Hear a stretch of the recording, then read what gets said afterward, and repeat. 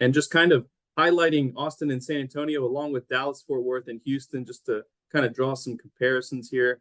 You can see that I'll talk first about San Antonio and then let Israel talk about Austin. You can see that, vacancy is probably going to be a little bit higher here locally than it's going to be in Dallas, Fort Worth, and Houston, at least over the medium term.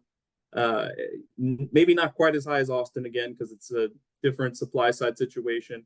But that's probably what's going to be the picture for the next 2-3 years is a little bit above average vacancies here in San Antonio. That's pretty normal in a lot of even pre-pandemic times, because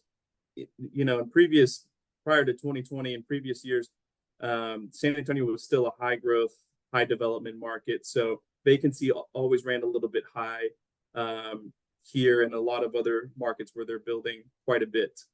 So that's probably what's going to be the medium term forecast here. And then looking at rent growth, it's a pretty similar outlook. Again, once you get to 2026, you're kind of seeing a lot of these markets start to converge, but that's because a lot of the current supply wave will have been absorbed, and things will probably get a little closer to something we would call a stable or more of a normal dynamics in terms of the fundamental balance of the market. So I'll let Israel talk a little bit about Austin now, and then I think we will be done. Yeah, so I think just to recap, Austin's multifamily market at all-time high vacancies. We're expecting to hit a peak at around the midpoint of 2024. So as a result, rent growth is going to continue to be challenged for 2024.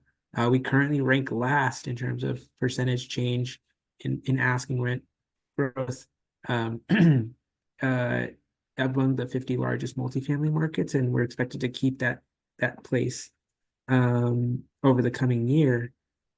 So that's going to mean a challenging market operationally for many landlords in Austin to keep those occupancy levels up, just given the extraordinary amount of competition out there.